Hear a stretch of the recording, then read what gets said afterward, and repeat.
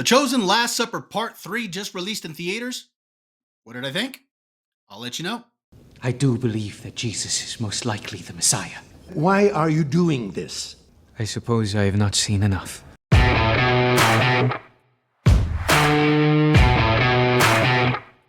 Hello everyone, welcome to What's It Good? My name is Bob, and today we're going to be talking about The Chosen Last Supper Part 3, which are episodes 6, 7, and 8 of Season 5. Now before I get into this review, I do want to let you know that this review will be spoiler-free, just like with Part 1 and Part 2.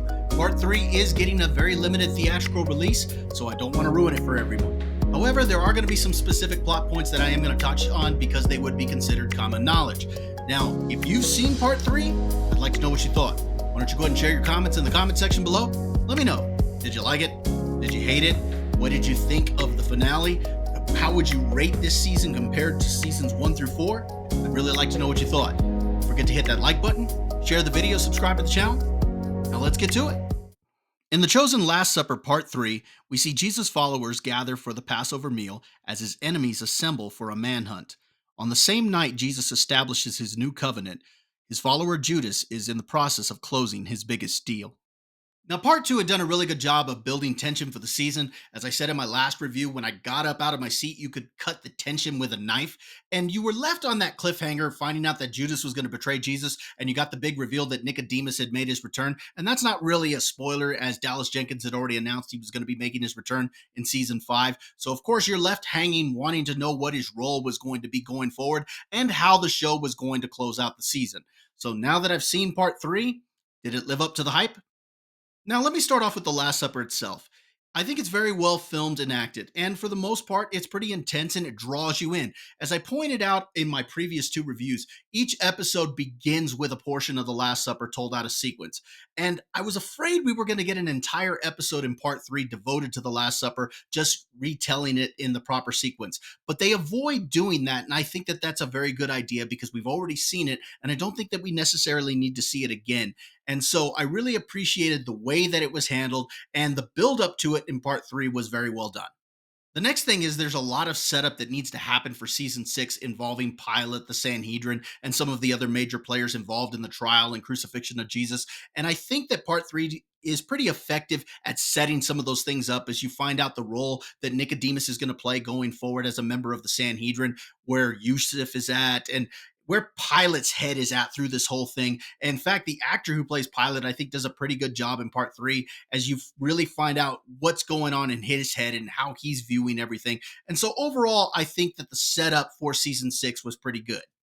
Also, there are several surprises, whether it be the return of past characters or some cameos, as well as these flashbacks that show some of the backstories to the disciples. Now, I will comment on that in a moment, but there's one particular flashback involving Thaddeus and some of his backstory that we kind of knew a little bit about from previous seasons, but we actually got to see it here, and I thought that flashback was a lot of fun.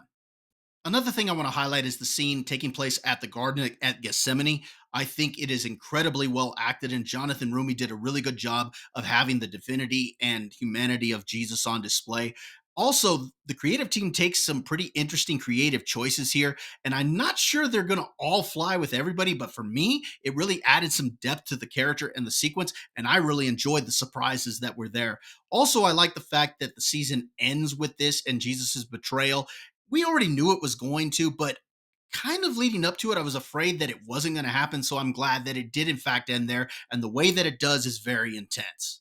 But the highlight of Part 3 and Season 5 for me was easily the character arc of Judas Iscariot. Luke Dimian just hit it out of the park with this character, and he really helped me empathize with him. As I pointed out in previous reviews, a lot of times people see Judas as this character who's just kind of hiding in the background, waiting for his opportunity to stab Jesus in the back, and that's not the way this character is portrayed. He's a very real human being who has very real human concerns. And so I enjoyed what Luke Dimian brought to this role. The scene between Caiaphas and Judas, I think, are incredibly well acted as you see the reasons why Judas does what he does, and they make sense to Judas. And in a way, they kind of make sense to you if you're looking at it from an outside perspective. So I thought that was pretty good the way they came up with these motivations for the character.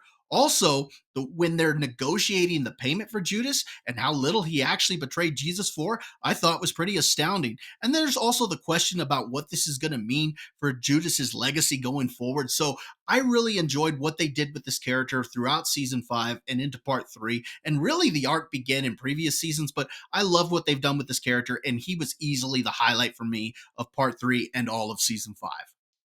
Now, there are a couple things that I want to mention here. First off, is that episode 7 is easily my least favorite episode of the season. And I actually think we lost a little bit of tension that was built in part 2 here in this particular episode. And that was a little bit of a letdown for me. Now, we do get it again when we get to 8, but in 7, I think we lost a little bit of that. Part of that is because of my next issue, and that involves the flashbacks. Some of them I thought were pretty good, where others didn't really work for me that much. Now, there were several surprises that I thought were kind of cool, but the biggest issue I had was not all of them worked for me very well. And because they all are almost one right after the other, it just dragged that portion of part 3 for me. And I thought that it felt like a bunch of filler. Now, maybe I'm going to be in the minority on this one. Maybe there are going to be others out there that are really going to love those flashbacks, but for me there were only a couple that worked really well. Some of the others just felt like filler to me, and that actually dragged that portion of part 3 down for me. Real quick, before I get into my final thoughts, I want to remind everyone to go ahead and check out the other reviews on my channel. Maybe I've reviewed something that you're interested in, or something that you've seen already and you'd like to let me know what you thought about it. Also, for those that are interested, I do have another YouTube channel with a couple of my friends where we put on a show called Dad's Turn to Talk. This is an opportunity for 3 dads to get together and talk about the things that we want to talk about, including movies, sports, and pop culture, and have a little bit of fun at each other's expense. The link to that channel will be in the description below. Final thoughts. Was it good? I thought part 3 was solid for the most part. Even though it had my least favorite episode, I thought it had an ending that hit hard. I really liked where it ended up. I thought it was very intense at that moment, and I thought there was some great creativity in that particular sequence towards the end, and I really enjoyed the character arc of Judas Iscariot. Overall, I thought part 3 was solid, and I do think fans will be pleased with it for the most part. Now, as far as the season as a whole goes, I would actually rate it below season 4 and 3, but again, I think it's very solid. It had some great setup for season 6, and I thought it was pretty intense for the most part. So if you're a fan of the show, I say go ahead and watch it. Now, if you're still watching this long, I'd like to thank you for joining me. Don't forget to hit that like button, share the video, subscribe to the channel. We'll see you next time.